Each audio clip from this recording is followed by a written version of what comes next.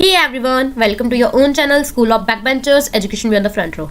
I hope you all are doing great, guys. Well, if you are new to class 11 business studies, don't worry. I'm here to make it easy for you guys. Let's begin with chapter 1. So guys, let's begin with introduction of business studies. Since all human beings have different types of needs, है ना, हम जितने भी human beings हैं हम अलग अलग type की हमारी नीड्स होती है और in order to fulfil those needs they have to perform some और अदर एक्टिविटीज, है ना. Human activities are classified into economic and non economic activities. जितने भी ह्यूमन बींग्स हैं सबकी अलग अलग टाइप की नीड्स होती हैं और उन नीड्स को फुलफिल करने के लिए हम अलग अलग तरीके की एक्टिविटी परफॉर्म करते हैं. हमें भूख लगी तो हम क्या करते हैं, खाना बनाते हैं, खाना खाते हैं, है ना. प्यास लगी तो पानी पीते हैं.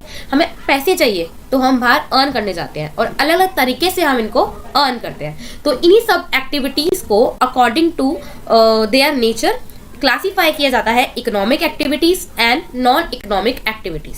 तो गाइस बात करते हैं हम दोनों के डिफरेंस की. दोनों में डिफरेंस क्या है?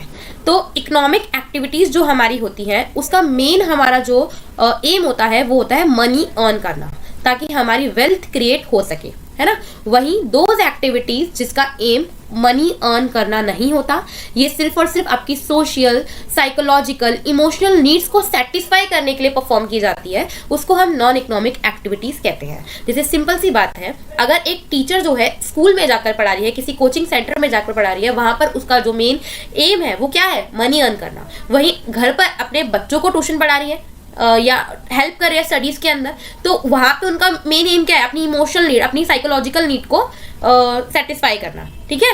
तो अगर हम सेम काम को पैसों के लिए कर रहे हैं, मनी अर्न करने के लिए कर रहे हैं, तो वो इकोनॉमिक एक्टिविटी हो जाती है. और अगर हम उसको अपनी नीड्स को, दूसरी नीड्स है जो मनी के अलावा सोशल, साइकोलॉजिकल, इमोशनल नीड को सेटिस्फाई करने के लिए कर रहे हैं, तो हमारी नॉन इकोनॉमिक नीड्स हो जाती है. पीपल वर्क इन फैक्ट्रीज, है ना, कुकिंग फूड इन रेस्टोरेंट. अगर वही खाना अगर घर में बनाया जा रहा है तो उसके क्या पैसे मिलेंगे, बनाने वाले को नहीं मिलेंगे, है ना. और वही रेस्टोरेंट में अगर शेफ बनाता है तो उसको पैसे मिलेंगे. तो सेम काम है खाना बनाना, लेकिन जगह के अकॉर्डिंग उस एक्टिविटी को हमने इकोनॉमिक या नॉन इकोनॉमिक बना दिया. और टीचर टीच कर रही है स्कूल में तो वो इकोनॉमिक एक्टिविटी है. वही टीचर जो है अपनी डॉटर को ट्रेन कर रही है या हेल्प कर रही है उसकी स्टडीज के अंदर, तो वो नॉन इकोनॉमिक एक्टिविटी हो जाती है. क्लियर?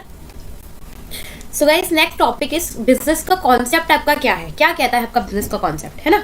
बिजनेस हम अपने अकॉर्डिंग अगर हम बात करें तो या तो हम क्या कर सकते हैं, बिजनेस कैसे करते हैं, हमने कोई चीज़ खरीदी, उसमें अपनी कुछ वैल्यू ऐड की और फिर हमने मार्केट में जाके उसको रीसेल कर दिया, या हमने जैसे एज अ होलसेलर खरीदा देन उसको हाई प्राइस पे रिटेलर को बेच दिया, है ना.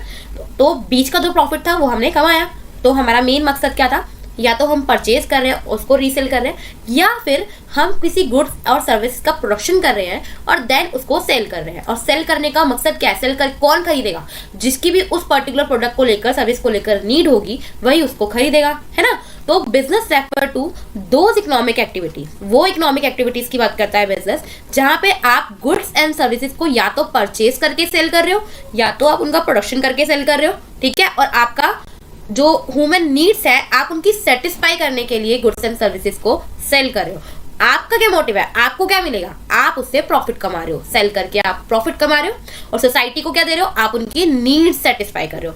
कैसे करके, गुड्स एंड सर्विसेज को सेल करके, या तो प्रोड्यूस करके आप बेच रहे हो या आप परचेज करके रीसेल कर रहे हो. ठीक है. तो जब आप ऐसी इकोनॉमिक एक्टिविटी करते हो जहां पे आपने गुड्स एंड सर्विसेज को सेल किया है, या तो रीसेल किया है परचेज करके या प्रोडक्शन करके सेल किया है ह्यूमन नीड्स को सेटिस्फाई करने के लिए, और आपका मोटिव था प्रॉफिट अर्न करना, तो वो इकोनॉमिक एक्टिविटी आपकी क्या हो जाएगी, बिजनेस हो जाएगी. तो बिजनेस का कॉन्सेप्ट यह होता है. क्लियर?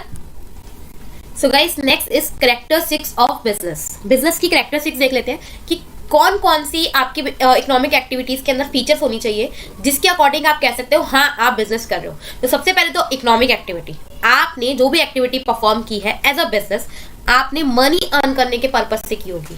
अगर आपने मनी अर्न करने के पर्पज से वो नहीं की है तो सोशल ड्यूटी बन सकती है, रिस्पॉन्सिबिलिटी बन सकती है, एम्पैथी बन सकती है, बट इकोनॉमिक एक्टिविटी नहीं आएगी. इकोनॉमिक एक्टिविटी के लिए आपका मनी फैक्टर जुड़ा हुआ होना चाहिए. देन आप प्रोडक्शन कर रहे हो, प्रोक्योरमेंट कर रहे हो, आप गुड्स या सर्विसेज को बनाते हो या ऑब्टेन करते हो, परचेज करते हो, देन सेल करते हो.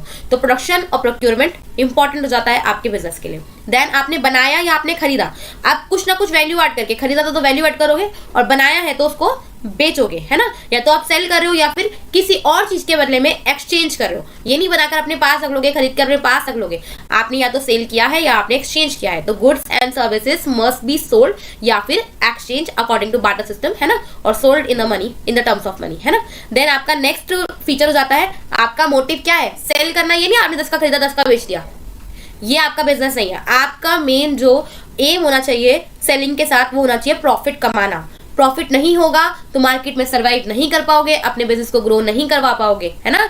तो the goal is to earn profit for survival.